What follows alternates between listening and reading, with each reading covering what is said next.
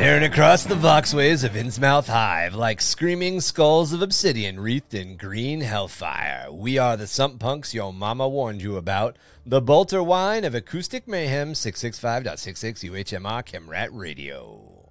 And much like the weather, Gobbo, we have record high arson across all Innsmouth Hive. Smoking. Speaking of that sweet, sweet smoke, we're holding it down here at Mama Kaz's Noodle House, exploring new depths of flavor. I got to tell you guys, these barbecue ice grox ribs really make these nudes pop. I'll tell you what, I'll give one at least 5 toilets for about every time I've been in one. That's toilet inception. So does that mean it's 10 toilets? If it's got 5 toilets for every 5, man, that's a pretty goddamn good rating right there. Think poop bigger, my son. Poop bigger. Practically live on that toilet whenever we have them nudes, man. Reminding you to stay frosty and always mind those doors and corners. I am your guide through this maze of mayhem, Goblin King, joined by a true painter with a plasma rifle and a maestro of the motion tracker, Marky. What it is, host. And having intimidated an entire crude weapon into a single combat use is our heavy weapons expert, Beast. Hello, everyone. And he's not here, but I'm reading it anyway. And proclaiming just how much of a game it is and how it is over since we lost that Valkyrie before it made Exfil is Kev. Hola, comrades. I suck. I have to go drink lots of water. Poor Kev. Welcome to Under the Hive of Madness, episode 52, Building a Space Hulk. During last year's spooky season, we took a deeper look at some of the lore behind Space Hulks, looking at how they come about, and even dabbling into a few famous examples. Today, we wanted to look at them from a different angle, specifically how to design our own. The grimdark fabric of the Milky Way galaxy and Warhammer 40k leaves a lot of room for digging into the gory, meaty tidbits of many of horror's varied subgenres, allowing us a wide and varied sandbox to play in when it comes to designing short stories, campaigns, and even world building our own corner to play in. If the term Grimdark makes up the town of Warhammer 40k, Space Hulks are that old, creaky, haunted ruin of a house you and your friends ride your bikes up to, stopping just shy of the sidewalk, so you can throw rocks and take turns. You and your friends ride your bike through that front door. Yeah, but instead of rocks, it's boarding torpedoes and Terminators. That's what you throw at Space Hulks. It's really easy when you're looking at designing sci-fi shit to get super lost in the fact that everything has to be this like vast epicness. So, if you peel it back a little bit and you look at the like Stephen King-averse idea of it, that old creepy house and that's the Space Hulk. Yeah. If that town was a subsector in Warhammer 40k, the creepy house is the Space Hulk. And like that just kind of like it brings it back, it centers it a little bit, I guess. Yeah, they definitely have that more like spooky aspect to them. Oh yeah. I would say. Like they're not exactly like when you think Space Hulk, there's nothing but creepiness about it. It's not like, oh, that's a nice looking Space Hulk. Like no, I don't think those words really ever came out of. I really like what they did with the window treatments. It's very red. I love it. It's almost like blood. It's a Space Hulk delicatessen. Red. Man, those hedges on the way up to the door, do they have 4 arms? Are they blinking at us? So, an uncountable number of starships have been lost by the Imperium in the last 10,000 years of grinding warfare that has made up the bulk of Imperial history.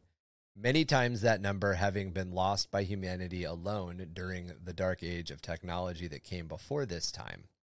These lost ships, however, only make up a fraction of the truth, as many spacefaring Xenos races are many times older than humanity can even imagine. The old ones in the Necron tier, as an example, battled for control of the galaxy during the War in Heaven, a time in history that is roughly estimated to have happened at least 60 million years before humanity even evolved, with the Eldari and the Orcs able to trace their heritage back to this conflict. These vessels have been lost in the violence of war, the chance of mechanical failure, bad luck, miscalculation, and a myriad of other ways. Not all were lost in the material universe, as catastrophe is just as common in the webway and maybe even more so in the warp. While many billions upon billions of these ships were smashed to atoms, sank into distant stars, are left or have been left as tangled debris fields that drift aimlessly through the many systems that you can encounter throughout the 40K universe. As we covered in our Space Hulk episode, enough are caught up in the chaotic currents of the warp to be dragged in and made into these massive hulking constructs. Drawn together by the shifting laws of the warp, multiple of these titanic vessels are merged into massive, twisted, maze-like amalgamations. Wow. Guys, just fire me now. My tongue don't work no more. That's a word. Fucking pull it together, Ryan. Get it together. Drawn together by the warp and its shifting laws, a multitude of these titanic vessels will be merged into a massive, twisted, maze-like amalgamation, no longer easily defined as the ships that once made them up, while somehow maintaining traits that make each piece of the whole somehow recognizable. These hulking monstrosities are no longer bound to the realm in which they were lost and blink between the material universe and the warp as if on a whim.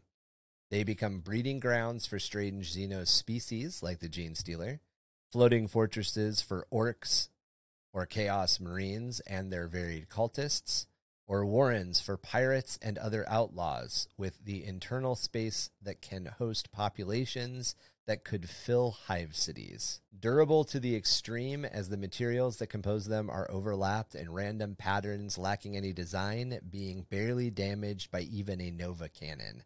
Often the Imperium simply wishes to redirect their drift away from settled space. As many wars have been fought over who might control a Space Hulk or where it might need to go, just as many wars have actually been fought inside of them, and their titanic scale often being able to support more than a single faction. However, before we jump into the design of one, what are some pop culture examples that bring up the right aesthetic for you guys when it comes to Space Hulks? Alien, Event Horizon. Oh yeah, 100% Alien. Starship Troopers. How does Starship Troopers, though? When the ship goes down and they're running out of the ship to the escape pods, is a perfect idea of what it's like to be in one when you're trying to escape. Abandoned ship. I always laughed when that chick yelled that. Oh, and all the big like blast doors are coming down and like cutting off sections. Okay, I can. A little more faster pace, maybe. I don't know. No, I could see that. Like everybody's running away. I feel like that would be more going through the warp without a Geller field. But you're in a ship, shit's going crazy. So this is a basic idea. Plus, I want to just throw in Starship Troopers. You know, I got to do that. Sometimes you throw it in, though, and I'm like, does it fit? You didn't say anything about the first two.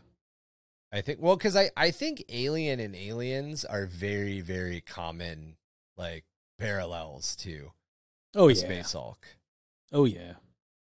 What was it? So you said Alien, and what was your second one? Event Horizon. But Yeah, I think Event Horizon's another good example. That was one I was going to say. I know. I wanted to say all like the generic ones.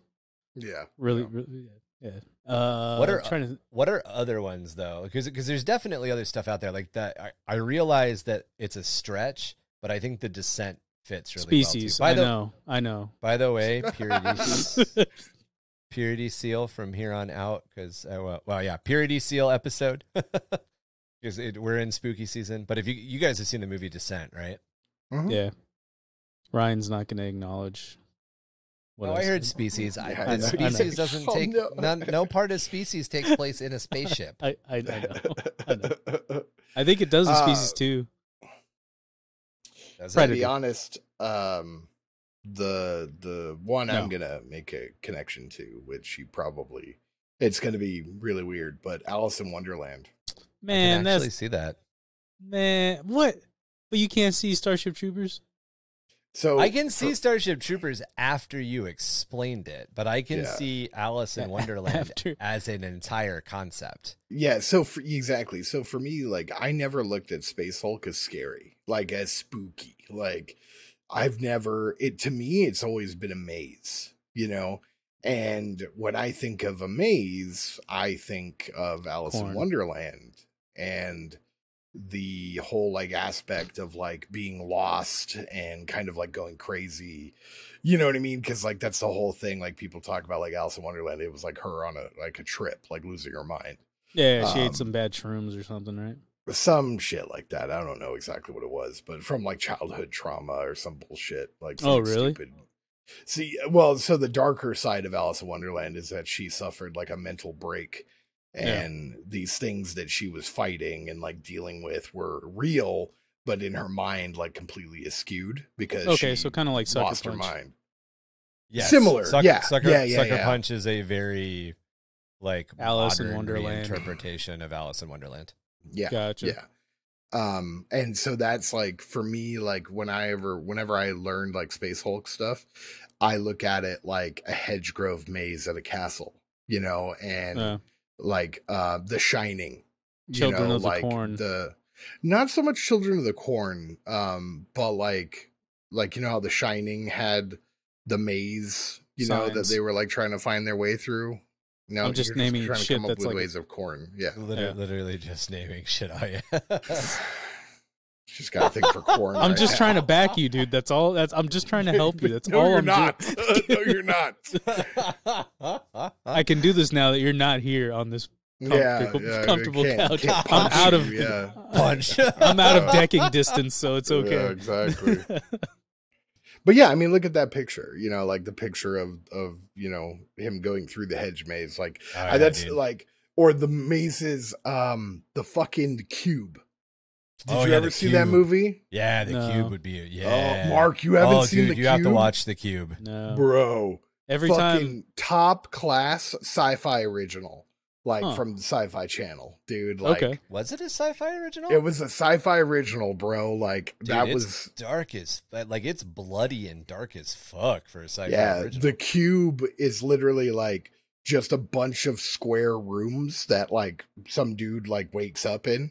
They're and each traps. Like, and they're all traps. Like, or they're like, there's like and like you keep running into new people and they're like dressed as prisoners. They're like, what are you doing here? It's like, I don't know. Where are we? And they're Almost just like in Saw. this maze. Similar, but it's similar to Saw, but more more hopelessly cerebral and like made 20 years before Saw came out. Yeah.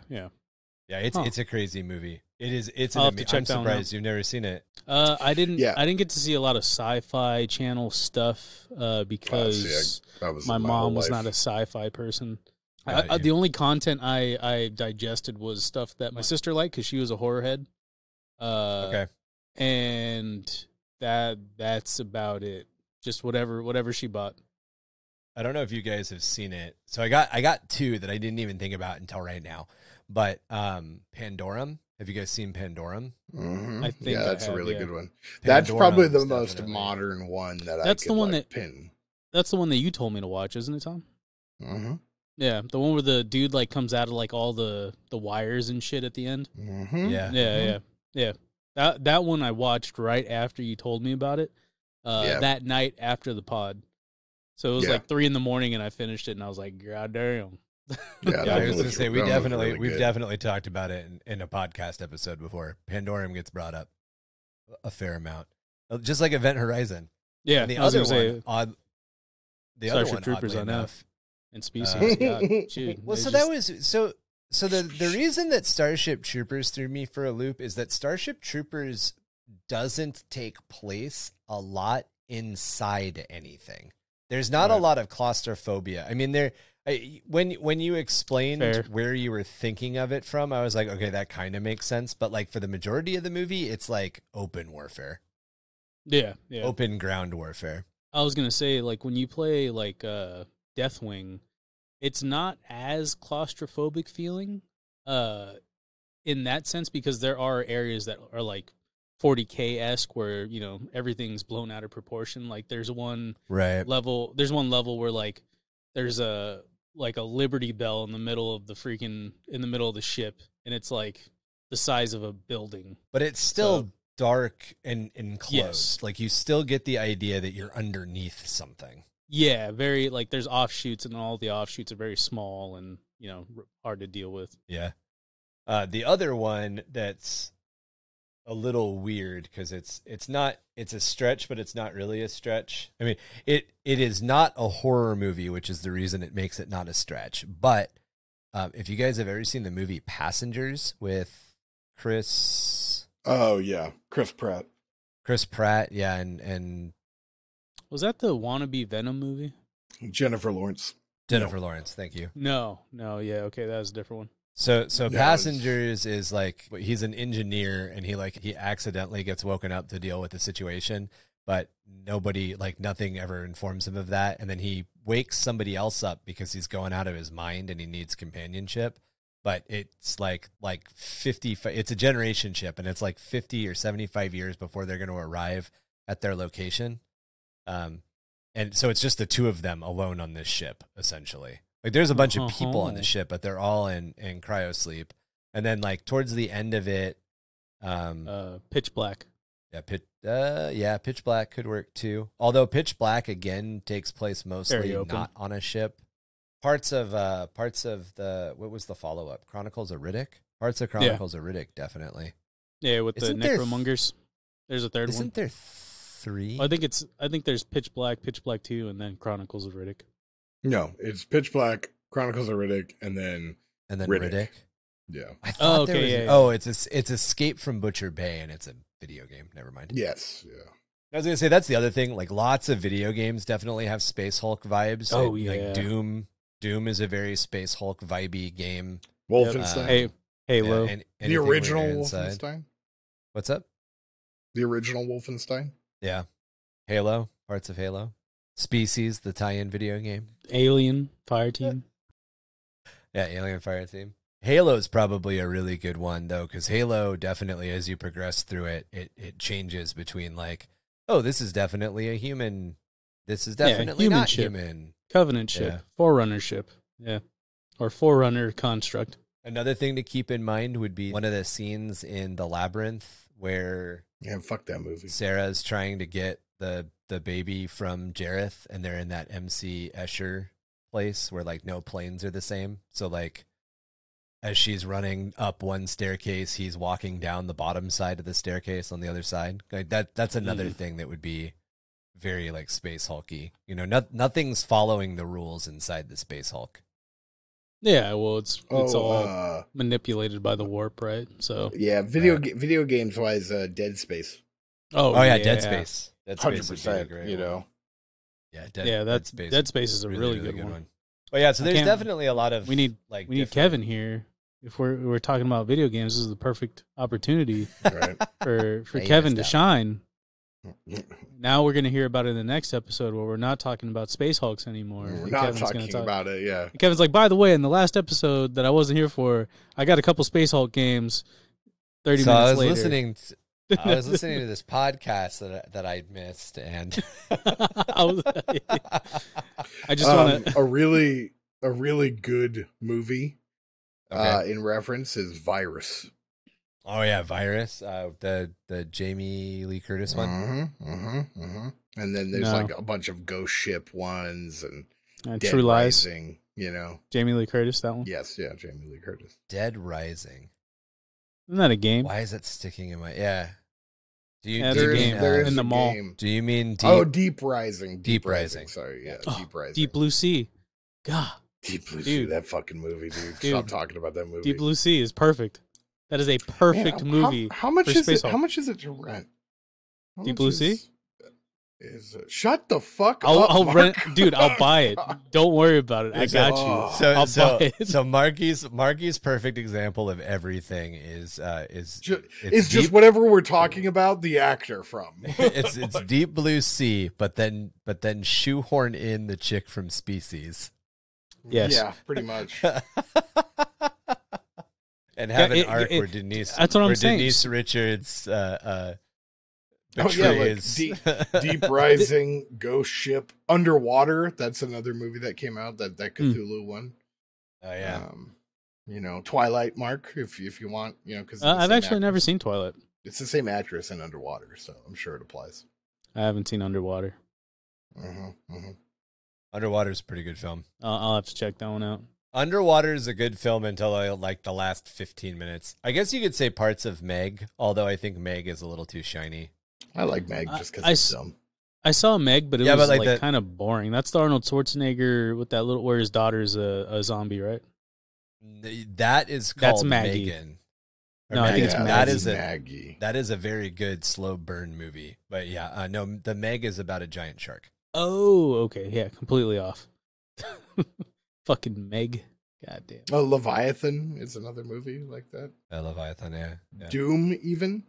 Dune? That shitty the Doom movie. Like, we're with the one with the rock.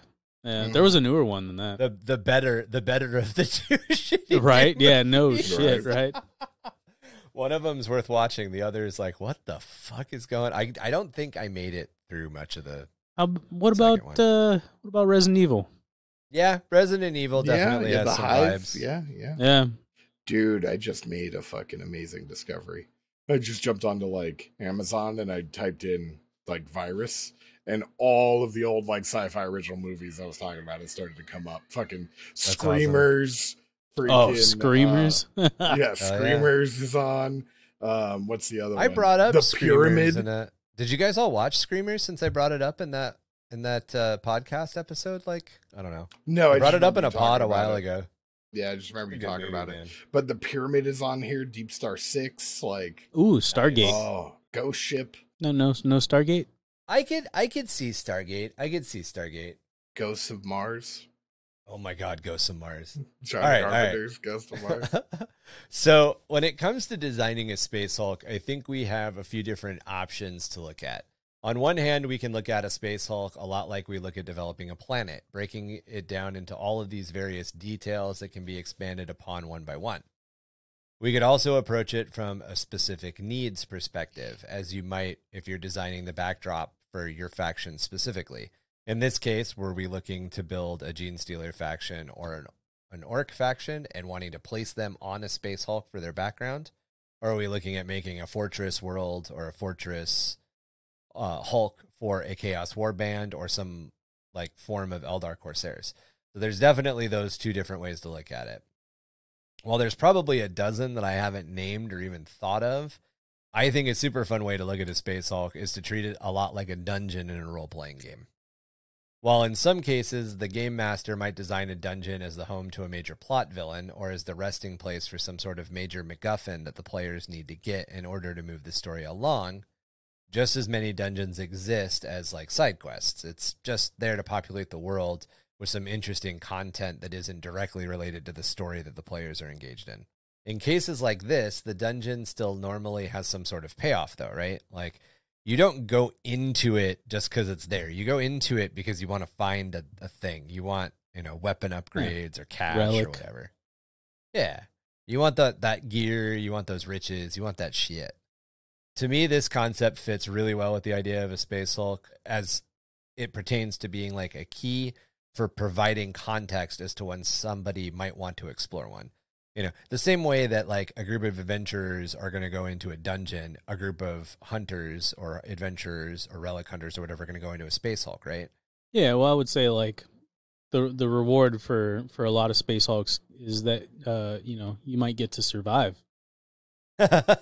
Right. That could be your reward. Also, from this design perspective, we can look into the Hulk as it is. It's like an onion.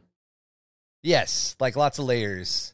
Much like you would look at a dungeon and you would design like levels down. So, the first level of the dungeon is going to be easier. The outer layers of the Space Hulk are going to be easier. But the deeper you go into it, the more dangerous, potentially more rewarding. The soft, chewy center. Yeah, it's like the Hive in Resident Evil or, Sword Art Online. Yeah. Ryan's seen that one. He loves that one. I don't know what Sword Art Online. Wait. I'm thinking of hack. Hack / Yeah, some Wait. shit. Backslash. Okay. What? One of them is like a bunch of anime kids live in a MMO, and then the other Why do they have one, to I don't be know. anime kids? Because it's a fucking anime. Why do you That's say why it they in like? gotta be anime kids. Why do you almost say it in like a derogatory sense? Because Like, they all walk fucking around making noises. They all walk around making noises like. You don't make those noises, Tom? I've heard you take a shit. Don't. And they like don't, turn. Don't Yeah, they but turn- not while I'm like standing there. They turn around and all of their equipment moves and like jangles together, like they're constantly cocking a fucking firearm or reseating a sword, even though they've got like a mini skirt on and they're carrying a binder. What the fuck is happening in this It's show? realistic. I don't understand. It's realistic. We used to joke around about it a lot because we used to watch a lot of like kung fu and like Japanese action films. Not There's kung a fu, spectrum. kung fu. Kung fu, not kung fu. Yeah, Kung not fu. kung fu. Is it Kung Fu? Kung. No, it's kung fu. I said it wrong. Oh, I was like, have I been saying it wrong? I love Kung Fu movies. Kung Shit. fu. Shit, we should have run with it, man. Dude, I would have. Marky's like correcting people. He's like, excuse me. Guys, It's I know Kung this. Fu. Kung. It's It's kung fu. It's Pringles, okay? Kung, No, the kung whole fu. like Kung kung fu is. kung fu panda. They got it wrong. No, it's the type of, it's the martial art that King Kong fights with. It's kung It's fu. kung fu. Kung Fu. So we used to watch a lot of kung fu movies and like Asian like cinema stuff in college. And there's a spectrum. On one end of the spectrum, you've got the gun that literally never runs out of bullets. You're like, dude, this pistol's on like its 98th round. And then on the other end, you have the films that are trying to be a little bit more accurate, so they reload like every 2 shots, like they're playing House of the Dead. Like, bang, bang, Dude. reload, bang, reload, bang, bang, reload. I'm like, what are you doing? Like, I'm trying to make sure. a trail of magazines behind you for other people just- to follow.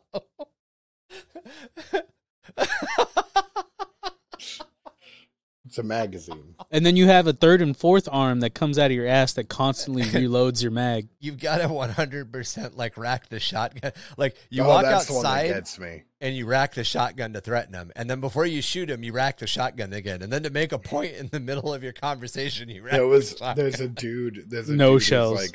Who's like shotguns in movies, and he's like standing. He's like, "What are you doing on my property, boy?" And he's like, "Nothing, sir." He's like, "All right then." And he's like, "Sir, You what? Do you have a problem?" He's like, "I sure do." He's like, "Listen, listen to me." And he's like, "You're out of bullets, sir." Like, You like when they rack when they pump a semi-automatic shotgun? Yeah, Like- that's or, also no, not like even, in the not middle. even. It just makes the noise. Yeah, yeah, Like, yeah. they It don't does. move. They don't even move. It just, and you're like, what the fuck? Like, there's Where a did couple that movies come that from? do that. There's a couple movies that do that, Where like they turn- ARs and stuff, and they like rack them, but nobody's It's like- actually racking. It's like a double anything. barrel. It's a double Yeah, barrel. like- It racks. Or they like turn a corner really rapidly with a shotgun, and it makes the sound like it's being racked, even though Oh it my wasn't. God. It's like, what the fuck? You just those turn that ones- corner those with ones the- crack me up. I don't know if you guys have ever watched the show Justified, but at one point, one of the like dumber characters shows up to shoot Timothy Oliphant's character, and he's standing outside with a shotgun, and it's leveled at his chest, and he's like, "What the fuck are you doing? I got a shotgun pointed at your chest." And he looks at the guy, and he's like, "The question you got to ask yourself is, can you rack it and fire it before I can draw on you and shoot?" And the guy hesitates for a second, and then Oliphant's character grabs the shotgun and like bashes him in the face with it, and is like, "I didn't think so." He like intimidates a guy with a shotgun from like 30 feet away, and the dude doesn't rack the entire conversation, so he gets close enough to him to take the shotgun away. It's like Indiana It's Jones. pretty priceless. Yeah, exactly. Yeah. It's that like level of scene. Now, my favorites are when you're looking at someone who's holding like an M9 or a 45, you know, and they're holding the gun and the hammer's forward. You're like, what are you doing? You're like, that's not a double action pistol. Like, you know what I mean? Like I don't know if you know this, but an M9, like when you're cocked, like that hammer's back. You know what I mean? Like, When it's loaded, yeah. yeah, unless you actively lower the hammer. Like, So 9 times out of 10, if that hammer's pointed forward, like, there's not one in the chamber, right? Like, it doesn't just right. automatically do that. Like, anyway, how did I derail tangent the over fuck out of us? So I always try to design shotguns. Yeah, I always try to design shotguns, so they have to be racked 15 times no during a matter conversation. No matter what. So I always try to approach a design space from the perspective of being faction agnostic, specifically in Warhammer 40K, meaning that we don't want to tailor any of the specific details towards a specific faction or specific group. So we don't want to set out the design of Space Hulk with the idea of like, well, there are gene stealers in it and the Death Wing are going to fight them, because that's not why we want to do this. While it's common to think of the Space Hulk in that terms, though, Terminators versus Gene Stealers, if we design from an angle, we limit a lot of what the Space Hulk can be used for in the future. For instance, if we design a Space Hulk and we want to use it in a role-playing scenario or a set of role-playing scenarios, like, we're now kind of pigeonholed into doing that. With this scenario, designing a Space Hulk, it'll become part of our expanding lore, an object which seems to be forever trapped flitting in and out of the Carcosan Sector. It's a shiny lure for those brave, or as Marky mentioned early, stupid enough to actually delve into it and see what might or may not be there. It should be a place that can be used as a backdrop for a role-playing campaign or a one-off, or a location for some kill team action in the future, or even as battlegrounds that can be used and featured in a crusade. As we mentioned earlier, and as Marky brought up with even the games that have been released, sometimes the internal spaces in these things are fucking huge. Running a 2,000-point game inside a Space Hulk could definitely a thing. Happen. Oh, yeah. Mm-hmm. So I think with that framework in mind, I have a bunch of questions that I want to pose to you guys to flesh this thing out. So what makes up the core of our Space Hulk? And I got a couple of ideas. Is it a lost Imperial ship? Is it a lost Xeno Necron ship? Oh, okay. So it's a Necron ship of some sort. Yeah. Okay. That's what I think. So is it a spaceship or is it a chunk of a Necron planet? No, it's a generation ship. So it's a Necron tier ship. Yeah, so it's even older. Okay. That's what I think. So we have an ancient Necron tier ship. Okay. So one of the things with Space Hulks is they're not just spaceships. A lot of times, like, they incorporate, actually almost all the time, they incorporate like chunks of planets and asteroids and just other space debris that they've come across. So if this is a Necron tier ship that's been like fucking dinking around since the War in Heaven, how much shit has it attracted? It's got a chunk of the fat man's planet titty. It's got a fat titty on it. All right. It's the Necron ship that looks like this, and then it goes into the nipple. So it looks like it's the crest. That's the titty ship. That's the titty It's back. Ship. That's it's haunted no moon. It's haunted me in my dreams. I would say you got to do the Trinity, so you got to do like orcs and Eldar on top of that. So it's attracted orcs or possibly even Krork technology. That doesn't work. Yeah, I'd say you make it old as shit. Yeah, right. Old as shit. Like the idea of a Necron tier, so it's just a giant like monolith that's like crashed into a freaking rock. Well, I like the idea that it's an old Kork battleship. Like this, there was some war, and this Necron tier ship and this Kork battleship were just left drifting, and they eventually smashed into each other. Dope. Eventually, they fucked. They fucked. We have to do an episode on Kork because I actually don't know anything about it. Yeah, we do. Definitely do. Yeah, that'd be a good episode. And you want something Eldari in it. Do you want that to be new, or do you want that to be like... So, I mean, this thing's been around for a long time, so it's probably attracted all sorts of other shit. Is this like an old craft world? I would say... Like a post-fall some kind of... world or something? I would say some kind of Eldari vault that had relics in it. So there is some sense of like something to be gained from going into it. Because, I mean... okay, hold on. I got it. So it's a Necron tier ship. Right. That is... entangled in a cork battle cruiser, whatever, right? There is evidence of Eldari shuttlecraft like docked into this thing, but they've been left for eons, because over the years, like Eldari have gone to it for whatever reason, unbeknownst to anybody else in the sector, but they've never returned. Maybe like Corsairs. Corsairs go on it to essentially, pillage it. Mm-hmm. Yeah, we have no reason. We have no idea why the Eldari have been attracted to this thing, but there's like, have you ever seen the remake movie Lost in Space? Yeah. Okay. Do you remember the Prometheus, that ship that they found? Yeah. And it had that alien ship parked on it, and they were like, "What the hell ship is that?" You know what I mean? It's like that. Like the Eldari ships are docked.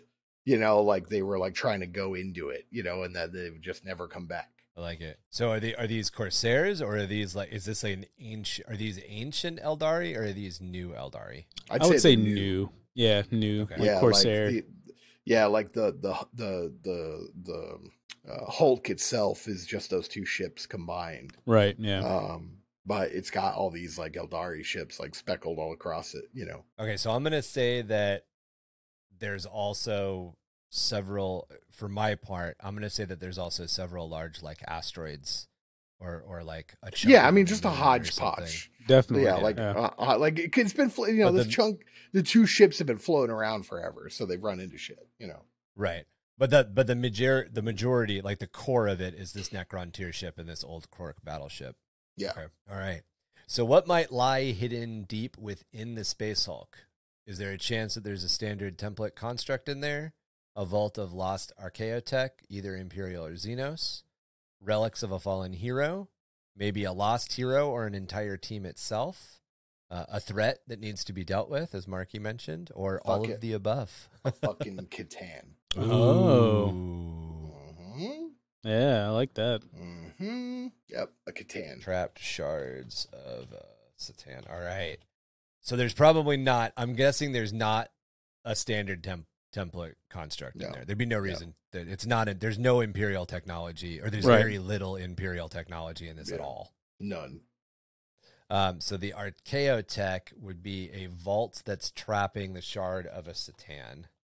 Okay.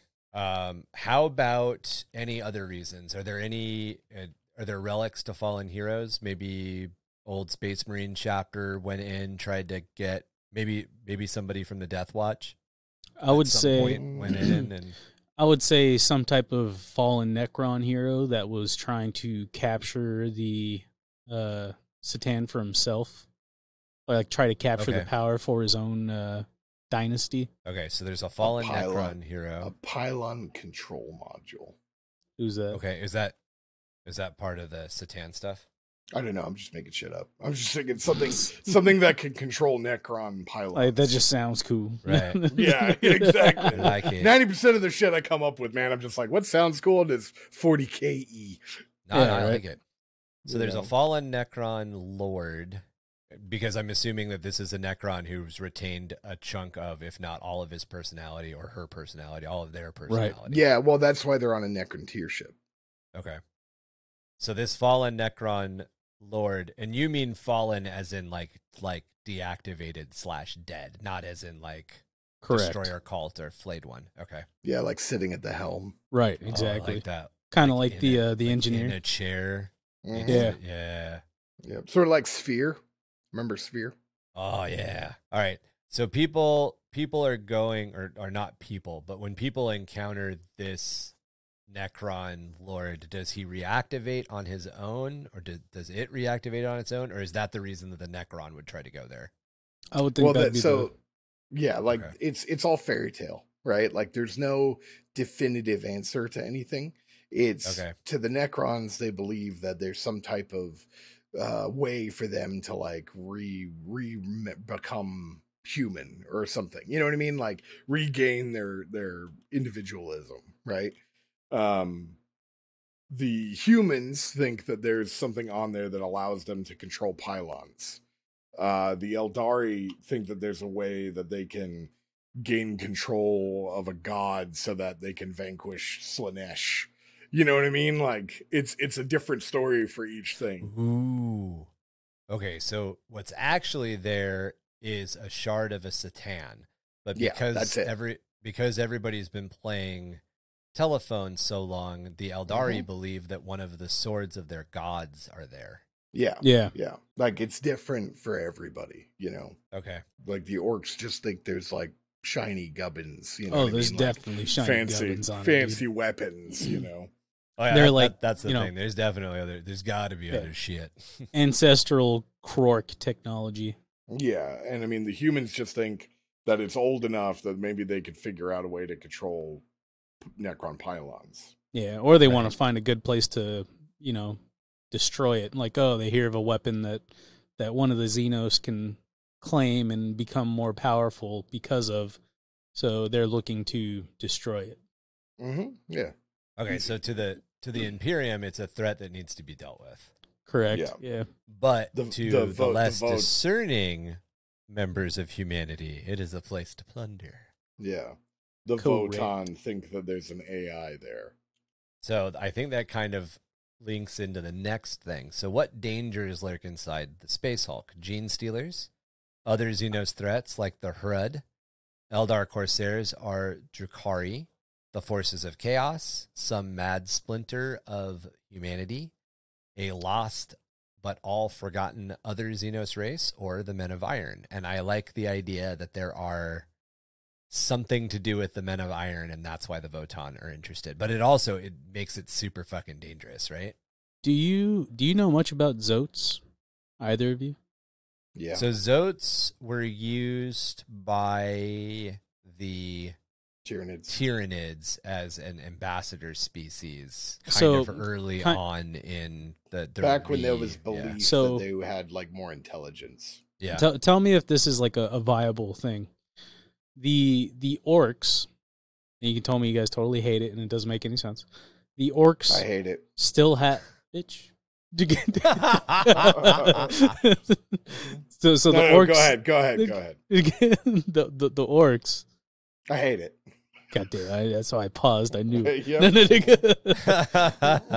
So the orcs still have a war band left over from their blood shroom fungi, replication process, reproductive process, and they're led by what they think is a large war boss, but it's actually a Zote, and this Zote leads them as a war band to fight and protect the Krork technology in that area, and they're constantly fighting demons. That's.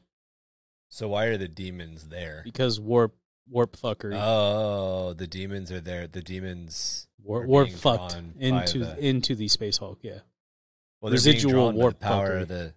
They're being drawn by the power of the Satan. I'm down for it. Okay. So there's just orcs on this thing at all times? At all times, yes. I would say demons whenever they're freshly out of the warp, where warp presence is still a thing. As it dissipates and as they jump back into the warp, the demons are... So there's a period of time where this thing is flitting back and forth, that it's just, every time it flits into the warp, it's besieged by demons. Yes. And the orcs constantly fight, and then the orcs have to rebuild after that. Okay, correct. So how about this? I like the idea, because technically Zotes in the lore now are more like mercenaries. So I like the idea. How about this as a twist, right? The orcs aren't on it. The orcs know the cycle, right? Because the Zote does. He knows the cycle of it, of when it comes in and out. Right? It's on like a regular timer, right? So one of the things kind of wrapped up in orc history. Sorry, this I think this will help what you're going for. That's why I'm trying to let you know.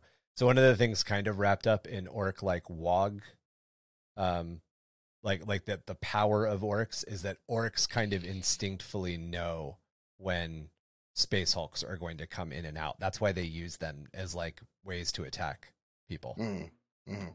They can't direct them. They just kind of know. Anyway, sorry. So they're not actually on it, right? When it goes into the warp, they are around it. Say there's like a moon or something near this thing, right? When it comes back, right? And it cycles in and out of the warp, right? So every time it comes back, they're like, go! And then they all like go onto it and try to get to the thing that they're trying to find, right? They're trying to find some type of ancient technology. The Zote's interested in something on there. The Zote never goes on it himself, nor his like kin, but he sends the orcs, right?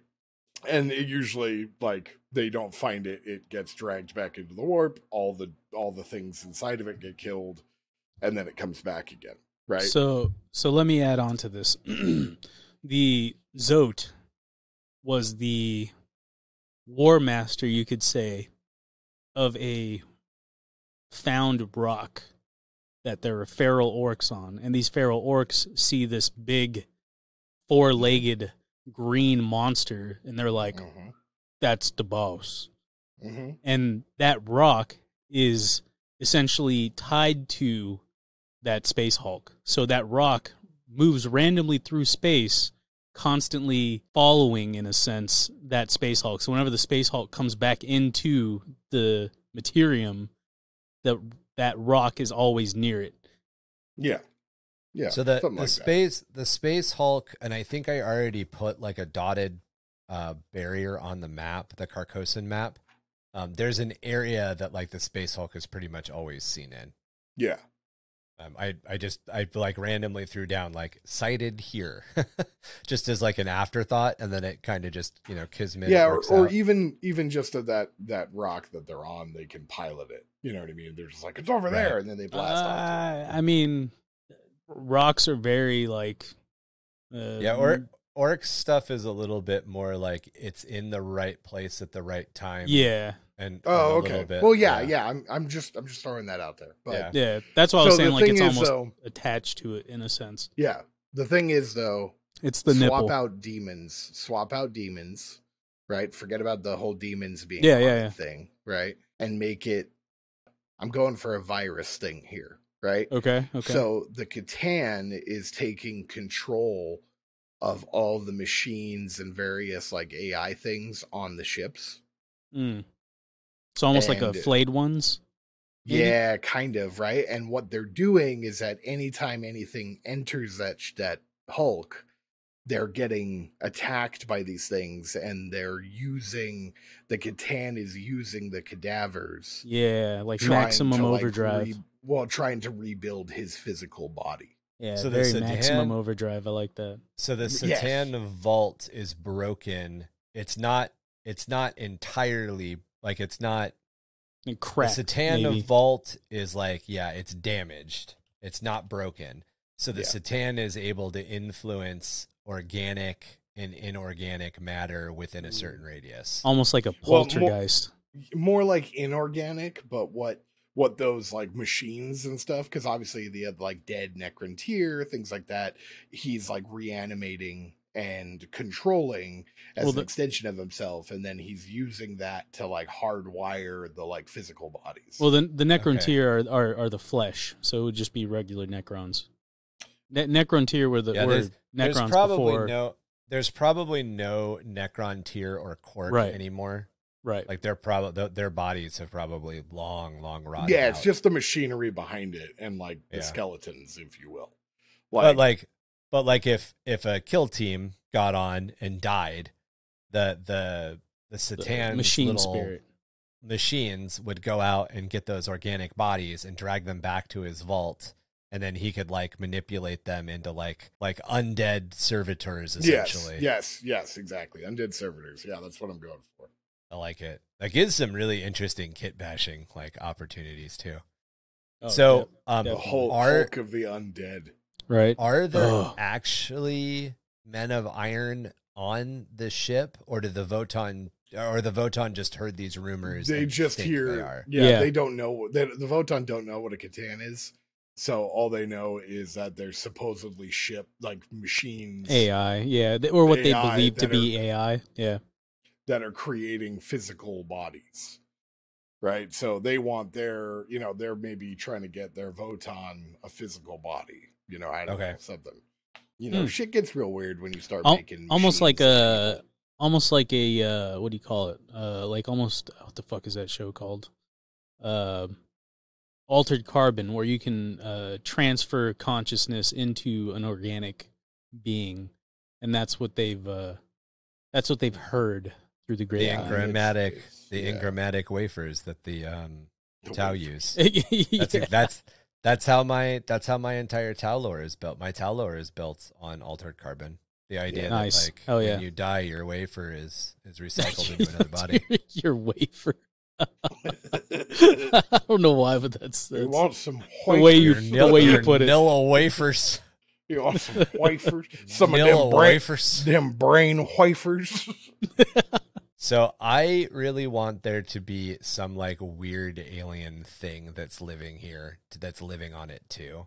I think the Hrud actually make the most sense with what Tom's laid out too. So the Hrud are like worm creatures, like they're physical bodies, like human style physical bodies, but they're made out of like big long worms. And they make anything within a certain radius of them age rapidly. Yeah, I mean, Necroteer, that's good. Yeah, I'll play around with it. I was going with maybe a whole, like, mummy-esque, like... I like the creepy... Yeah, like, I'm going for a mummy feel here. You know what I mean? Like you know, the scarab robots and stuff. Well, imagine those, but with, like, flesh on them. You know what I mean? And, like... You know, eyes. It's got a fucking face that it just like stapled onto its back. Yeah, you know what I'm saying? Like, yeah, like it's all stretched across it. Like it's got wings that are made out of like skin. Maybe that's the little alien thing that's there. Maybe there are like scarabs, but scarabs that act the way that the scarabs in the Mummy work. Because that's not the way that actual scarabs operate. But they're like piranha scarabs. Yeah, like they're dormant until you wake them up, and then they'll fucking strip you to the bone. What are those ravagers? Is that what they're called? The Tyranid little bugs? Yeah, rippers. Yeah. Ripper swarms. Yeah, they're like AI rippers. You know. Ooh, okay. Mm-hmm. It's like that thing that Sector shot out in Mortal Kombat 2. Yeah. So they're AI scabbards that. AI scarabs that strip anything of organic material. Yeah, there you go. That's like the ship's primary defense mechanism. Yeah, and then they wear the faces. They wear the faces of their enemies on their back. So it's like flying skin faces that eat you. Very descriptive, Mark. Thank you. Yeah, I know. It was like somewhat of a wordsmith. You should be a fucking poet. You wouldn't know it. And then I think they use that. I think they use the rest of the organic material that they strip. They like go vomit it into big vats, and then those vats are what the Satan is constantly trying to like make bodies from, like clone bodies from. Yeah. It's all hanging. Like there's just shit tons of failed ones hanging. But he can't. It can't get the process right. So there's just like vaults of like weird undead shit. It's like a Frankenstein type feel. I love that. Yeah. Dude, that's kind of what I'm thinking. Like, I'm picking apart this whole like you get like Soul Blight, or I can't remember the other undead one that's not Night Haunts, but you get those two factions from AOS, and then you just mix them with like whatever bits you have left, like Nurgle bits or something. Yeah, and that's how you do it. Necron and Night Haunt. Yeah, exactly. Oh, Necron, Night and then imagine Necron, too, Night Haunt, and Nurgle. Imagine too, like Pandorum style. Like there's like those dudes that like chew their noses off. No. Like so there's a lot of like Eldar ships like parked on this thing, right? So there's like a group of Eldar like living inside of this thing, and they've been there for like centuries because they can't get out. Oh wow. Okay. You know what I mean? Like. Maybe a group of surviving Eldar that can't get back to their ship, and they're just like stuck. And they're like surviving off of whatever they can like steal and scavenge from other people who come on board. Yeah, like apocalyptic Eldar. I like it. Oh, you could mix what's the Wasteland? What's the new Wasteland group from Necromunda? It's like the Dust Stalkers or something like that. Yeah, those guys, the Apocalypse Scavenger guys with Eldar. I was thinking you combine Orc and Eldar. Oh, that's cool too. You know what I mean? I could see that. Eldar running around with shootas instead of shuriken cannons. Yeah, like shit like that, you know, like not even they're running around with like spears, you know what I mean? Because they got like no ammo, like they've been there for centuries. Like they got them snaz spears. They scurry around in like vents and stuff, and then when like people get on there and they're like trying to make their way through, like they look through like a corner and just see like silvery white eyes in the dark. Yeah, kind of like the white hair, you know, as like he's like crawling through the grate. Yeah, kind of like Descent. Morpheus from Predators. Morpheus from Predators? Yeah, kind of, yeah. Oh, yeah, you know, yeah. Like, in his ship. That's crazy. Right. There's the downed Yontai ship on. That's what you meant by Predators. Yeah. I was thinking Predator 2 when they go in, when they're in the ship later on. No. So when they drop all those, and I'm like. Yeah, I can't remember his name. Lawrence Fishburne. Yeah, Lawrence Fishburne. Thank you. What was that movie we were talking about where I was like, "Holy shit, that's what it's called"? Where it was like a bunch of kids in the walls. Like the Flowers in the Attic. Stairs. Flowers in the Attic. What did you say, Ryan? Children Under the Stairs. Maybe it's that one. Yeah, where it's like kids in the walls. There's one who like has his tongue cut off. Yeah. Yeah, that was So like kind of like that, like Eldar, like that. You know. That's awesome. That like Lord of the Flies, but maybe they're not even like that. So there is Eldari that were trapped, and they had enough like food and stores and everything. They've been there long enough that they've had children. Yeah. So it's not even the original Eldar anymore. It's like Generation 3, and they have no connection to original Eldar society anymore. They're essentially like feral exodites. Jesus. Yeah, that could be pretty gnarly. All right.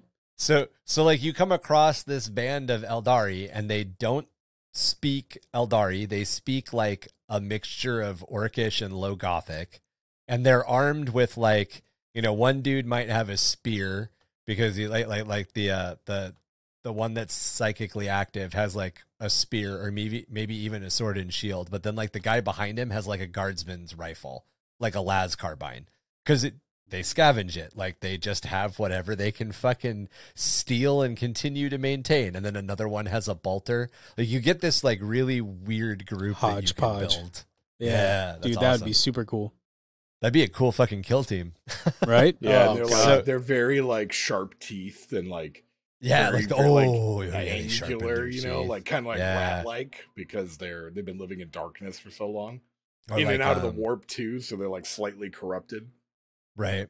They hunt down like demons don't fuck, like the Slaaneshi demons don't fuck with them because they realize like how corrupted they are already. Yeah, well, like they eat them. They eat demons, you know. Oh god. Oh yeah, they knew to fear them and fear them, hunt them, and kill them. I like that. Yeah, and then they eat other Eldar, like they're cannibals, you know. They're like the boogeymen, kind of, in a sense. That's awesome. Well, they're just like they were lost. They've adapted, you know. Yeah, and they've adapted. You know what I mean? Like if you think of like the Cave or the Descent, like they were no minor, longer, you know. Yeah, like they were once. You know what I mean? They're like, Morlocks now. They're fucking Uruk-hai, like you know. So who or what else might also be trying to get the secrets out of the Space Hulk? So I think we've already kind of covered this because we've got the Zotes and the Orcs that keep coming, the Zote and his Orc warband that keep coming back because they're trying to get Kork technology.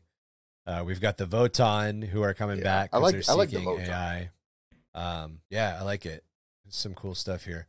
So how do the Inquisition, specifically the Ordos Obscurus, and the Imperial Navy treat this Space Hulk? Do they know about it? Obviously, it sounds like they do. Are they quarantining it, or did they just believe it's far enough off the beaten path that people in general leave it alone? It keeps the orcs busy, so they just quarantine the area. They tell people kind of what I was thinking. Here. Yeah. Like there's enough. It's bait. You know what I mean? Yeah. Don't go by this shipping. Do not use these shipping lanes anymore. Yeah. They think of it as like almost like a ghost ship with the moon. Okay. But the moon is the rock that just keeps following it in a sense. So there's an orc rock that just has this weird fucking erratic orbit, and like every every 6 or 8 months, this fucking Space Hulk just blips into existence for like, maybe that's what it does. It's in the warp for 6 to 8 months, and then it's in real space for 6 to 8 months. And it's never exactly that. So there are people who try to time it to catch it, right? But if you don't get off it on time, you're stuck during the warp phase. Yeah, and then you're they call them rock hunters or rock heads because they follow the rock all over the place, hoping for the Space Hulk to come back into the materium. Because if you can get, even on the outer layers of the Hulk, because it's such old fucking tech and shit, you can get good shit.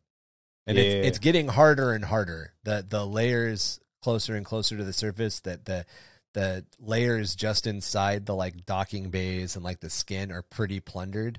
So people are pushing just to that next level. And that's why these like Eldari and stuff are starting to be seen, because people are no longer on those surface layers. They have to go further in. I like it.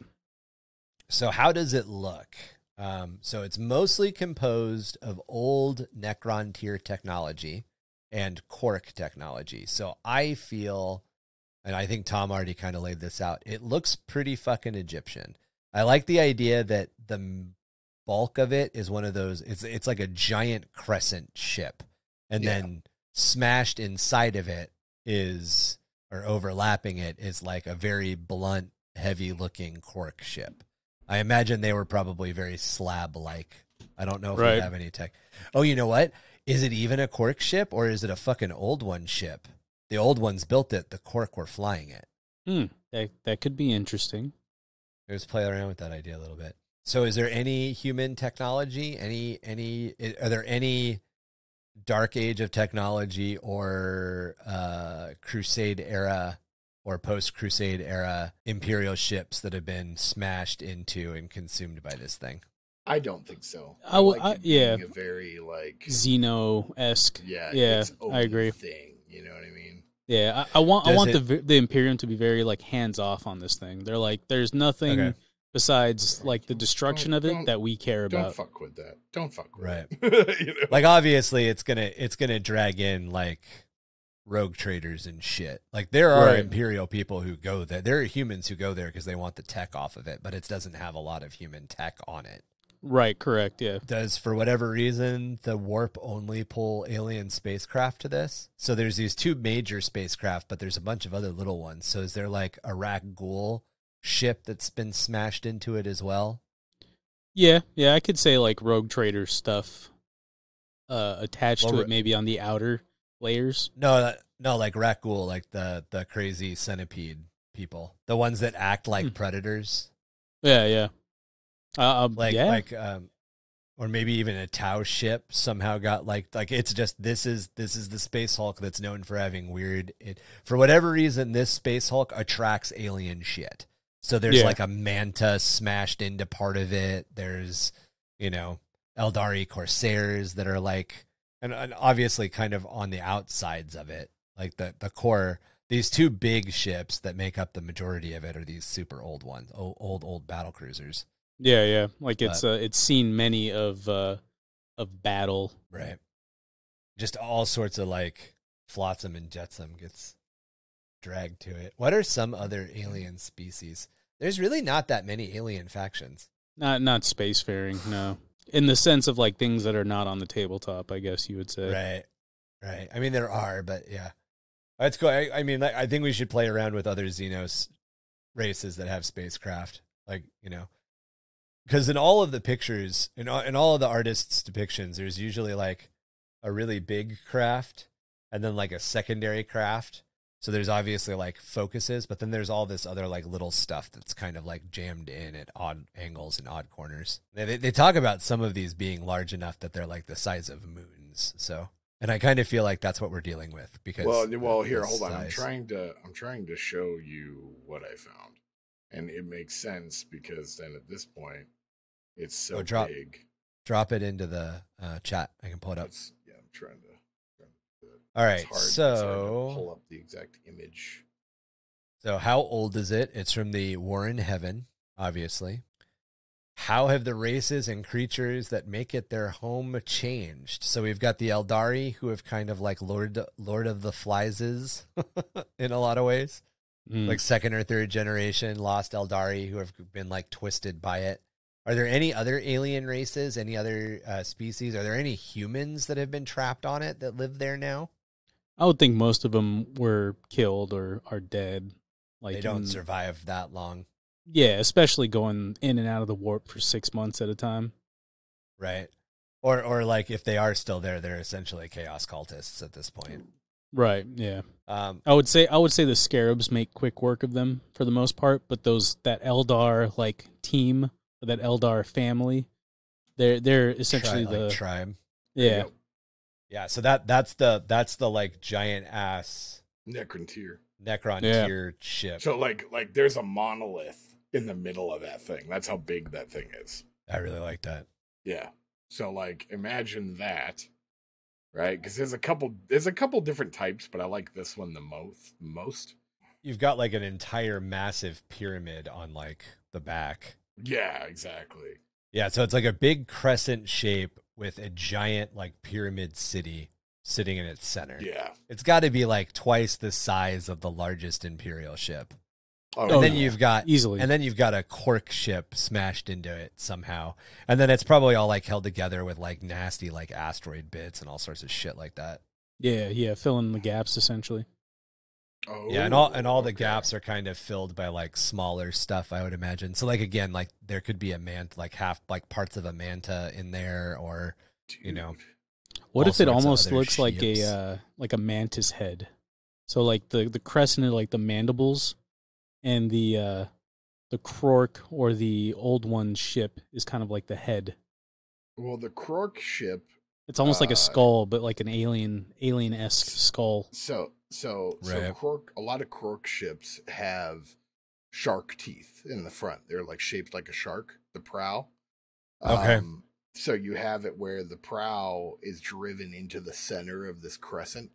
So it's like opened up. So it's almost like looks like the Krork ship is eating the Necron ship, like head on. You know what I mean? So they're like they collided with each other in battle. Like charged like head on. You know, so that's crazy. Okay, I'll give you a drawing of Krork. You know, Krork look like orcs in Space Marine armor. Basically, yeah, they're bigger orcs. I did not know that. Yeah. Oh, they are gnarly, dude. All right, so the scarabs take care of any organic material that gets left there, like anybody that gets stuck there, except the Eldari. The Eldari tribe have figured out how to live, dodge them essentially. Of them. Are gene stealers a problem? Gene stealers are usually a problem on Space Hulks. Are gene stealers a problem on this Space Hulk or no? No, because they don't last because the AI, the Catan, rips them apart. Eat them up. I would think they're there, but they don't really have a way to reproduce. So it's almost like their population is very minimal. Their population is super small. Like it's probably a brood. If you were to encounter gene stealers, it would be a brood. It wouldn't be a bunch. Correct. Okay. Yeah, and it would be like on the more outer reaches of the ship where the Catan can't reach. Like it's the containment influence is is low or minimal. Yeah, where because it's only his containment is only damaged. It's not like fully open, so he only has so much influence around the ship, especially one that large. So what about other Necron stuff? Are destroyers and flayed ones a thing, or a version of destroyers and flayed ones? I would say flayed ones. Okay, but I would say it's minimal. I wouldn't say that it is those things. I wouldn't be like, oh, it's a flayed one. It's like, no, it's whatever this mutilated crap is. Yeah. That he's created. You know what I mean? Like there are no destroyers, but there's a thing that looks like a destroyer. You know what I mean? Okay, like, it's just essentially the undead. It's the Satan's undead army. Yeah, right, exactly. Right. And they're all very Necron tier. The nice thing about this when it comes to like a story writing thing, right, is that it could literally be whatever you wanted at the time. right? Whoever is encountering whatever it is going to describe it as something they know, right? So they're going to be like, a destroyer came out. But to an Eldari, they're going to be like, oh, it was a plague crawler, you know what I mean? Or something like it's not, what do they call those things? Demon engines, right? Like it's not, it isn't any of those things, but it's only what the people telling the story says they look like. Okay. Right. But there's no other Necrons. So Destroyer, no. When I say Destroyers, I mean like Necron Destroyer Cult. And when I say Flayed Ones, I mean Necron Flayed Ones. But so there's no other Necron stuff here. No. Okay. It's very like minimal in what it actually is. But the emphasis is that it looks so much like everything else, like that's the whole point, because it's built out of spare part. It's literally an undead army built out of spare parts. Exactly, I would say the influence of the Satan is like 80% of that ship. So 80% of that ship are those scarabs or those Frankenstein like mashed together things or beings or aliens, Xenos, whatever you would want to call them. AI, zombies, whatever the hell you want to call them. And the other 20% would probably be like the gene stealers. A small percentage, 1% would be like that Eldar tribe. Like the outer layers are going to be like your typical, like the typical things you would run into in a Space Hulk, but anything that goes too deep into it are essentially eaten up by the Satan and its influence. But so like the visual themes overall are going to be like ancient Egypt looking, like everything looks ancient Egyptian, or like it came out of the Mummy movies. Like it's all that style. Yeah. Here, I'll send you a photo and it shows it exactly and you can describe it. It's like an older form of Necron technology, essentially. Mm-hmm. Yeah, and then you combine organic matter to it. You know what I mean? Like that, and then make it zombie. You know what I mean? Like that's what. So as far as what the ships look like, as far as what the internals look like if we were to make terrain, we'd be playing around with a lot of like older like Necron looking pieces, like bits. Yeah. That have like old school, like like pre-modern Necron look, because it's got to have that like it's got to have that Necron tier worked on it. So you have more of the like heavy blocky technology parts that we would associate with like the Imperium's walking war machines, but then you've got a lot of the sleek lines and like hard edges, curvature, of the Necron mixed in. But as far as like the ships go, we're going to, and that makes sense for as far as the ships go, because we have that kind of melding of like slightly, because the Quark look like orcs in Space Marine armor, but the Space Marine armor doesn't look as blocky as modern Space Marine armor. It looks a little bit more like super future Space Marine army. Like it's got a lot more sleek lines, very curved. Lots of so that the Quark side of it is going to have lots of soft organic edges. It's going to have lots of, so it's kind of the mix of like those two things, and then there's going to be like all of the other stuff. But everything is just sort of it's like at a certain level, it's just gross because of all of this undead zombie shit that's everywhere. Exactly. Right. That's what I imagine, and I think that's like it adds a very like cool like aspect to it. It's like, a very look up Necrosia terrain.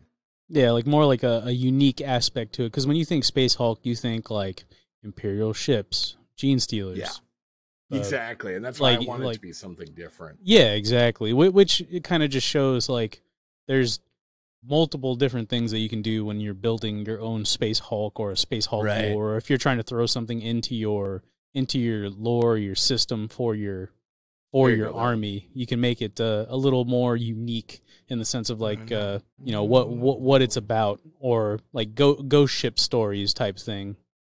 Right. This terrain stuff that Beast brought up looks a lot like Egyptian. If you were to mix the idea of like classical Egyptian look with like the idea of the catacombs of France. Yeah, Gothic Egyptian. Yeah, that's crazy. That's what I think of. Like when I think of like what the ship like hallways and stuff look like. Right. Yeah, I like this because it's got that, again, it kind of has that like night haunt vibes to it. I love Night Haunts. Yeah, I would almost say like the Necromongers from Chronicles of Riddick. Similar to that, more metallic. Yeah, less faces. Right, yes. exactly. Yeah. So lots of aeration lines. Yes. And I like the whole idea of like an obelisk being made, but like parts of the obelisk are made with like stacked bone and skulls.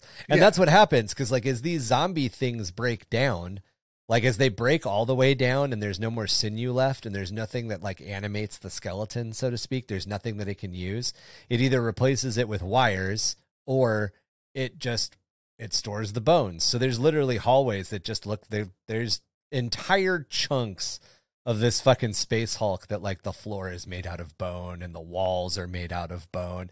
Cause like, that's what else are you going to do? You got to store it somewhere.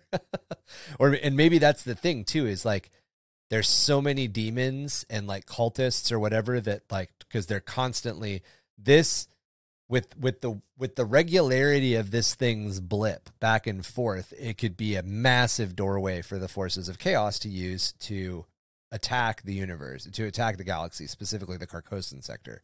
So they're coming into it all the time and they don't understand. None of the demons ever return. None of the cultists ever return. Nobody ever returns to say why it goes wrong. So as far as the forces on the other side are concerned, okay, well, they're getting out. They must be getting out into the universe. They're getting out. They're getting us a strong beachhead, boys. We're growing. But what's really happening is the Satan's forces are just fucking murdering the shit out of all these demons. And then they're like, well, we got all these demon bones. What if that's like what the Eldar tribe like wear? Like, because they eat it, they also wear those bones. Like that's what their armor's made out of. Like they wear bone armor. Yeah, bone armor. Bone armor. There it is. Yeah, is that good? So I posted a picture. I like of. Is it good? It's really good. I posted a picture of a Necrontyr face. And like those types of faces, Necrontyr looks so fucking weird, man. Yeah, so those types of faces are what are like on the walls. Yeah, because it's like actual, and like that's what the like effigies and like statues they look like. They look like Necron. Instead of looking like Necrons, they look like Necrontyr. And same with all of the Cork iconography that you come across. Instead of looking like orc stuff, it looks like Cork stuff. Dude, Cork stuff is pretty sick, man. I can't believe I never knew any of this. And the orcs are always like, "Oh, these must be the biggins. These are the prime orcs." Yeah. The more you show that picture of like that pharaoh looking dude, the more I like it. This thing's fucking sick as shit looking. Yeah. The more I see that, the more I'm like, God damn, like it's so sick. All right. So lastly, let's each pick one thing that we want to make sure becomes part of the Space Hulk. So this is something we haven't talked about yet that you want to be there, and it can be as simple as like, there's a room that does this, and it can be as expansive as this always happens. So, Marky, I'm putting you on the spot. All right. So, for mine, I would say the entrances, as you get deeper into the core of the ship, are essentially booby-trapped with, like, punji stick type traps where the scarabs will eat you alive. So it's like a pit of, am I saying that right? Punji sticks. Punji. Are they punji sticks, or are they trapped, or are they like booby trapped, like like going into the, like when Indiana Jones is going into the temple to get the idol, and there's those various traps, like spikes come out of the walls and all that shit. Yeah. Mark just wants booby traps. I need the booby traps. I need booty traps. All right. Yeah. So essentially, what the Satan is trying to accomplish is gathering organic material, right? So the most efficient way. Right. So in doing that, he fills this Space Hulk with wherever he can influence with booby traps. So that way he can gather that organic material to use on his Frankenstein, tests and what have you. So, me personally, I think on his experiments, yeah. So, me personally, I would like booby traps. Are my children. Yeah, no, I like it, and I like the Indiana Jones like level of booby trap too. Yeah. Like it's just like, and every single time you get a little bit, you're like, all right, guys, we made it through the entry chamber. We've marked out all the places you can't step on. And then like the next thing. Yeah, right? You got like in the neck with the fucking... Why do they have to be snakes? and then the guy right behind him is like, okay, so in this room, this happened. Did something grab you guys' ass? No, why? Why's my butt wet? Where's Jim? Where's Jim? It's just like against the wall.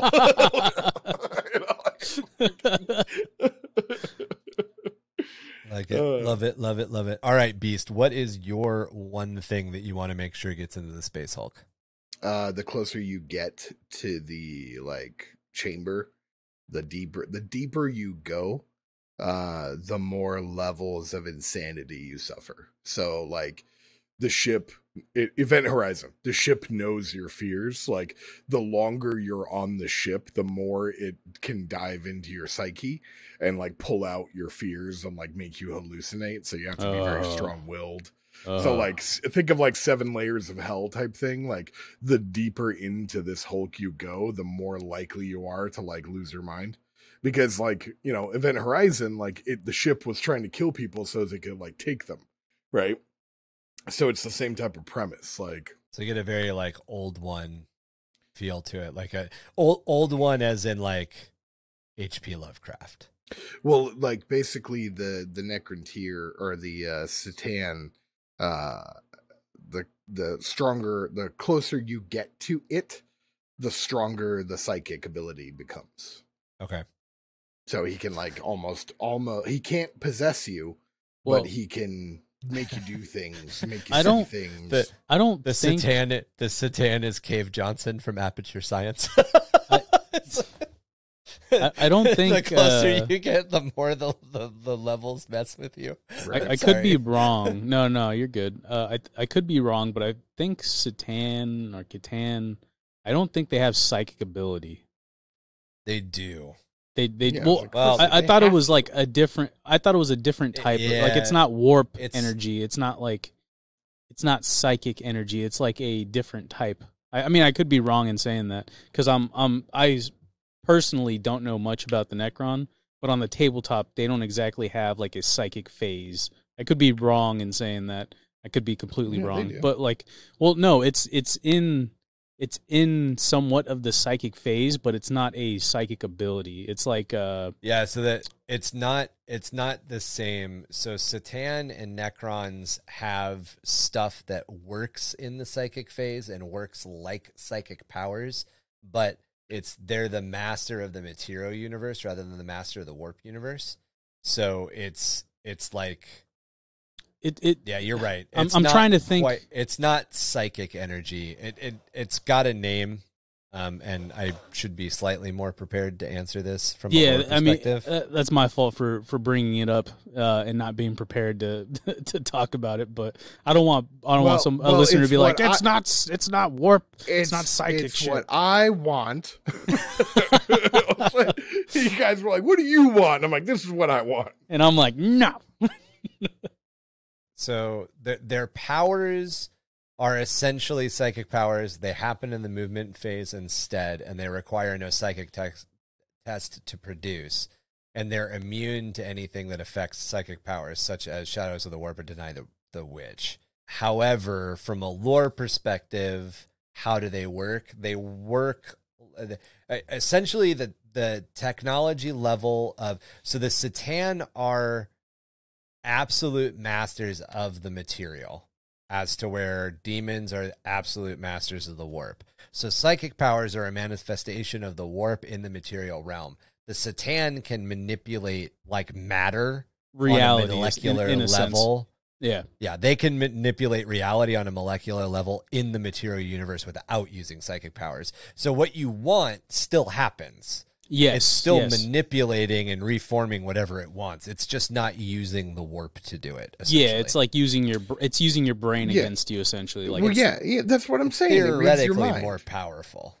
Yeah, it reads your mind. It reads your body language. It figures out your fear. The Satan are master manipulators. Like, they know how to manipulate the fuck out of your wishes and desires, and they use that against you. Like, that's what Satan do. They use all that shit against you. That's why the Necrons got into this shit in the first place. Yeah, so that's what I want, is like, the closer you get to this thing, the more it manipulates your mind. The more it starts to manipulate your mind, Like that. Like, you have to be like ironclad in your resolve as you like go deeper. You know what I mean? Like, that's not really a giant penis. That's well, I mean, like, imagine that's this, actually right? my buddy Frank. Like, imagine this, right? Like, you're going down one of these like tomb like hallways, right? And you turn a corner, and then all of a sudden it's like the lights go out, and then there's like a candle on a birthday cake. And you're like, oh, and it's like, oh, it's my like daughter's birthday or whatever. And then you go up to it and they're like, no. And then you end up grabbing this like sphere that electrocutes the shit out of you and then rips all your skin off. You know what I mean? Like, that's what it does. Like, yeah, like, like everything melts around you and then you melt. You know what I mean? It's almost like a Harlequin's kiss, where it like shoots out like vines that just penetrate you and rip you to pieces. Yeah, but it started because you were thinking about something, and then it manifests. Like, I really like that's that. Like what it does. Like anglerfish type shit. Like, where it puts a little treat in front of you. Yeah, it's like the doors in it. Not scary at all. Scary, very scary. Then they open the not scary at all, and it's a Pomeranian, and Richie fucking kicks it. He's like, I'm not even taking a chance. He just punts the tiny dog. Sorry. Iron resolve. Those are both really fucking good. So I like the one that Marky brought up, because as a D&D DM, as a game master for role-playing games, it's just like, it's the traditional dungeon delve. The closer and closer you get, it's really funny, because like, I don't know if we realized we did it, but we built a really traditional dungeon. There's a lich at the middle of the dungeon. The Satan is a lich, and he's manipulating undead shit to fuck with you the entire time. Simpsons did it. Perfect. Simpsons did it. That's hilarious. Simpsons did it. That's pretty awesome. And we didn't do it on purpose, which is kind of the cool part. But I like the idea, because like, that's what happens. The deeper and deeper into a dungeon you get, the more and more over the top the traps get. And I love that. And except our dungeon we're modeling it after is a pyramid. It's like the mummy. Yeah, and it's layered like an onion. There's no such thing. The idea. There's no original thoughts anymore. Right. I like the idea of beasts, because the deeper and deeper you get into it, like, you could come across like, here's some fucking not iron warriors. Here's some Imperial fists who came in before you, and they have iron resolve. And you can tell they have iron resolve because they're farther than any other bodies you've come across, and they're still standing. Like, these dudes are dead. There is nothing left in their suit. There's skeletons left in their suits, and their weapons are still all trained forward. They were definitely killed not by each other, but by some outside force. But they're just rooted in this spot. Their resolve was so high that they literally died standing. We're like my edition's very left there, very surface level, like physical things for them to benefit from. Where Tom's is like a very like it gets with your minds. Yeah, like it's like, oh, if you survive all the physical aspects, the surface level stuff, then you start. It's like, okay, here's the next test. Now it's your mind, almost, right? Yeah. Yeah, and they can piggyback on each other too, because the mental tricks make you fall for the physical tricks. Mm. Like the mental trick, punchy sticky your booty. Yeah. Well, yeah, it's like it shows you the floor that is you're walking through a big field of flowers, and in reality you're stepping into a pit. Or it's like a room full of like ankle high spinning blades. Yeah. So I think, for my edition, the Satan, because so all Satan are a little nutso. Like, none of them are normal anymore. Without getting super deep into the lore, the Satan were massive massive creatures, like the size of suns.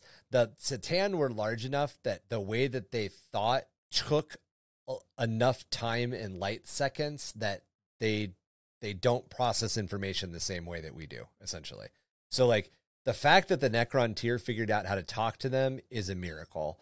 The fact that the Necron tier figured out how to give them physical bodies is a second miracle.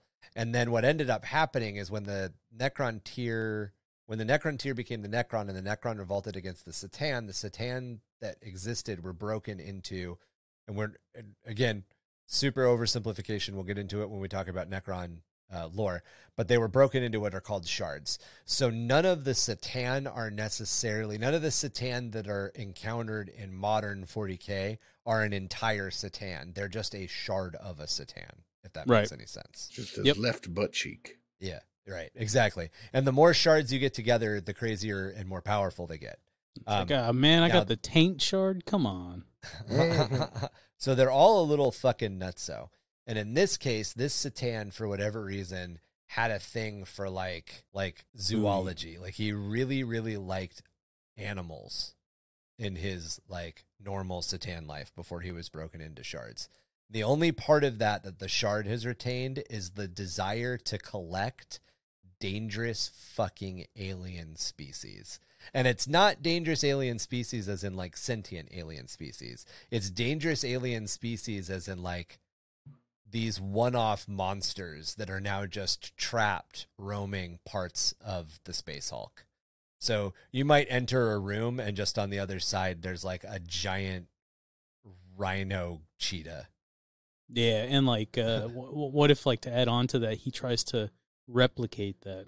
Yeah, that's what I was gonna say. It's not even fucking with them. It's not even the actual animal anymore. It's just like a husk of what it was. Well, he collects. He collects them, but he uses them as a template to create his own, in his own image. Like, he's a god, right? So he's trying to create in that image of that, essentially like a false god in a sense. He's like recombining different, for instance, he crossbred like two really, really dangerous subspecies of Amble. So there's just an Amble. There's a population of Amble that wander parts of the Space Hulk that are like crusted with crystalline armor. As Beast was saying, in a different area, there are Amble that were wandering around that have like armor plates bolted to the outside of their body. And like they Amble, instead of having their normal like parasites that cling to their armor, it's scarabs that cling to their armor. It's scarabs that are inside of it. Oh yeah, that's sick. Yeah. So it just layers in that. It gives you that opportunity to just do other extra nasty shit. Yeah, I was gonna say, like, very monster manual. Like, you can, you have a lot to work with. You can pull in anything from a monster manual you want to, really. You want to make a bullet, but you want to have a bullet in Warhammer 40K. A bullet is essentially like a rhinoceros with a big armored shark's nose, is the easiest way to describe it. They charge at things and hit them with their big sharp pointy nose. So you have one of those, but like it's got razor blades coming out of its snout or something, like razor crests coming up over its face instead, or something, or like something like a displacer beast, but instead of being a normal displacer beast, it's undead. Like you get to play with all sorts of weird shit. Yeah, he likes to put his own spin on it in a sense. Yeah. I really like this. This is a creepy fucking Space Hulk. Right? And it's one of those things where like the risk is super high, but the reward is super high, because if you can get your hands on, you get your hands on a molecular displacer, like some Cork fucking autocannon, and you can take it back and sell it to the Mechanicus and make a fuck ton of money, and then the Mechanicus can use it to like make some new super weapon for the. So there's this constant drive for the Imperium, or not for the Imperium. There's this constant drive for the less discerning of rogue traders and treasure hunters to dive into this thing from a human standpoint.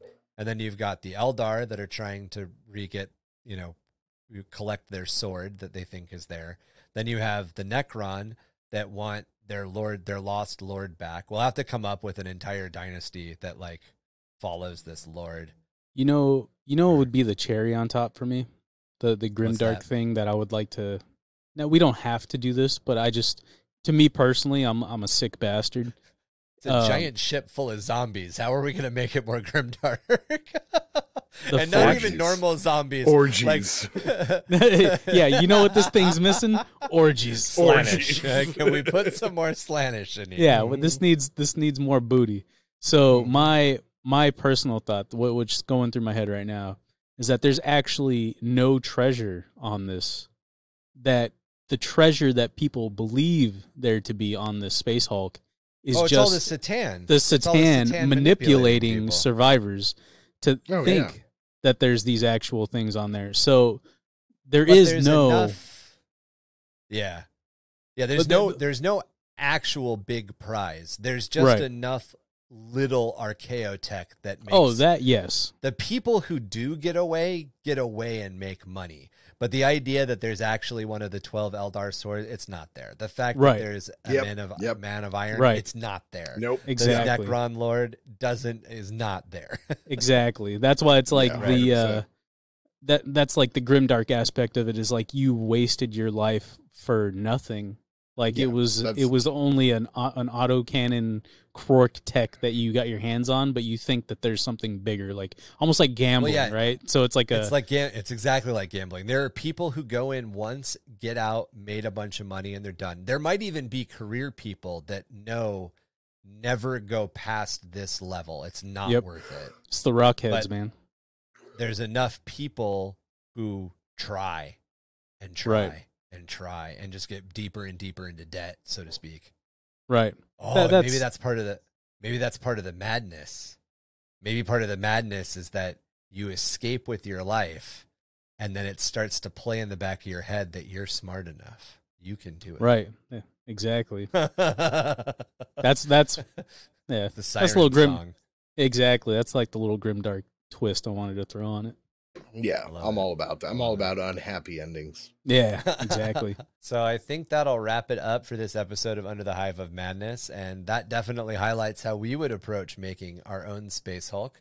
As we continue to work on some of the role-playing supplemental material that we are doing for our patrons, these ideas will definitely influence some of the content that we develop for generating Space Hulks, as well as obviously we've generated a Space Hulk that we're going to put into the Carcosan Sector. So we'll come up with some stuff. It'd be great to run maybe a one-off campaign or something, and it would be super fun. So let us know how this episode inspired you. Have you any ideas of Space Hulks on your own, or maybe lore you've already written that you want to share with us? You can get a hold of us by email at underthehiveofmadness@gmail.com or jimdarkgaming@gmail.com. You can also become involved in our Discord community. We love to share in all things Warhammer 40k, from the lore to the hobby, and even from time to time, the current tactical state of the game. We love to talk homebrew lore, world building, creative writing, video games. If you have something that you want to share with us and you don't want to get to us through email, or you want to jump into more of an active conversation with us, Discord's the way to go. You can also find us other places online with our website, or follow us on Twitter, Facebook, and Instagram. We have links to everything down in the show notes to make all of this easy. Please help more ears get to our content by liking and reviewing us wherever you get your podcast fix. Our home is Spotify and Anchor FM, but we are no strangers to Apple, Google, Stitcher, and many more platforms. If there's a platform you prefer and we aren't there yet, just go ahead and email us over at underthehiveofmadness@gmail.com, and I will try to get us registered as quickly as possible. We have a goal to grow our Patreon to 30 members so we can bring on an editor full-time. You can help us reach that goal at www.patreon.com/underthehiveofmadness. All Patreon members get access to a video version of the podcast and about 30 to 40 minutes of bonus Patreon content at the beginning. Plus, I leave in a lot of the mistakes, bloopers, and little fumbles that happen primarily by me during the course of recording. You will also get access to our painting contest, which we run 4 times a year. There are a few other perks there, like what I mentioned earlier. We are developing some role-playing content and some extra content for making world generation and story generation a little bit easier. That stuff's all up there, as well as some art assets that you can use to order custom objective markers. Also, as we start looking at developing merchandise like t-shirts and stuff like that, the first place to get a hold of that information and to become involved in like pre-orders and all of that, that all happens through Patreon. So please go ahead on over and check that stuff out. Come on down to Mama Kaz's for Monday Night Murder Ball. They have added 13 new pick screens with the highest def images of all that bloody action. Don't forget, while you're there, make sure to try their new Ice Grox ribs in traditional barbecue or the new Prometheum Fire Dry Rub. With a cascade of sound designed to make your dad's blood boil as we blow out his speakers with the screaming vengeance of truth, we are the sound of Vox Friend's mouth, 665.66 UHMR Chemrat Radio. Wishing all you Chemrats and Hive Mice only the choicest of listening posts. Catch us on the flip side. Same ratty frequency, same ratty time. And remember, it's sometimes, always, better to leave the four-armed emperor in the bag than let it out. And by bag, he means his asshole. And you mean like 50% of the time it works all the time, right? All the time. I'm not opening that bag. I don't care what you say, motherfucker. All the wrong places. All the wrong places?